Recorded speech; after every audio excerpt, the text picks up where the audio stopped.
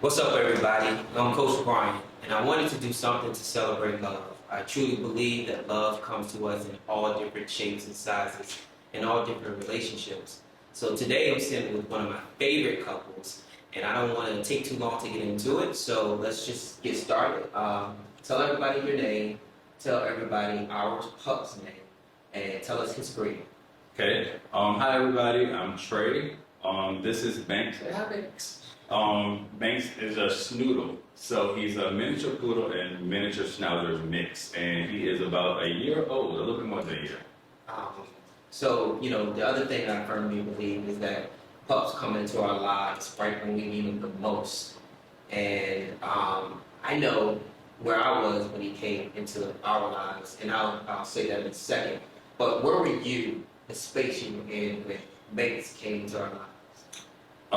So I actually was firm that I did not want a dog, but I kind of had gotten the feeling that you would be open to it, and so it was our anniversary actually, and I had two gift options.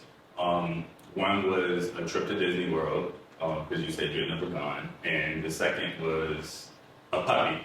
But he didn't know about the puppy. I actually went and got him for a trial and took him home. And Brian was laying on the sofa asleep, and I laid him on his stomach. And I told him, I was like, so this is your option for an anniversary gift, or there's another option. And he said, I love him. I want him. So Yeah, yeah, that's exactly how it happened. I didn't even see Trey come in the house with the pup, and when I woke up, he was in my arms. And Banks came about a year after passing of my mom, and so when I lost one person, I gained another. And like kind of Trey said, I was very much back and forth about whether or not I wanted a dog, and I was leaning more on the no side of having a dog, but he showed up and he was in my lap, and at that point it was instant love, and I couldn't return. Now, how would you describe Banks in one word?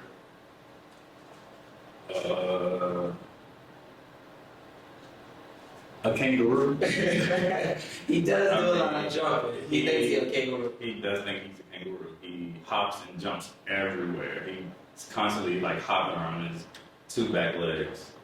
Maybe I would describe him as, well, I got two words. I'm gonna cheat. The first one is nosy. Banks is nosy. He is curious about every single thing.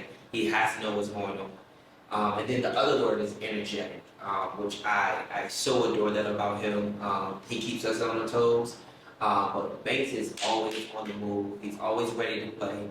He loves to be chased. How would you describe your relationship with Banks in one word? Surprisingly, actually, yeah, it's a surprise because, like I said, I was not for getting a dog, but now, when I come home, he is so excited. When I walk through the door, he won't stop jumping on me until I pick him up. And once I acknowledge him, then he'll go on about his business. But just to have to come home and it's somebody or something there that is just always excited to see you. I mean, yeah, you too. But he's so innocent. So that's true. Now I will say it is a surprise, and I think one of the reasons I also was a little bit leaning on the no. I was already under the impression if we got a dog that I would be doing all the work, and it's a pleasant surprise. I actually think there's to see you do so much with the pup and to see you guys interact so much. I think it touched a place in my heart that I didn't even know needed to be touched, and it's a beautiful thing actually to see how much you engage with the dog. And I think I've seen a softer side of you that I didn't see before. That makes me love you even more. I think the relationship that I have with Banks is a love, hate, love. Banks love to do something mischievous every now and then, but it's very difficult to discipline him. It's very hard to be upset with Banks. I'm super duper in love with him, and I think the love that he provides is very unconditional. So, with that being said, I think the very last thing I kind of wanted to mention But those people who are struggling with the fact of getting a dog, what would you say to them? I'd say do it if you have the time to commit. It's definitely a commitment.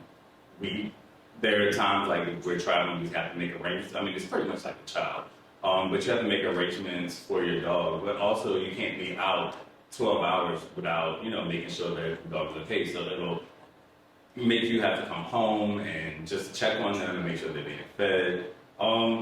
But what you get from them, like just the love and playing with them and just having somebody there that's like just gonna love you unconditionally, it's worth it.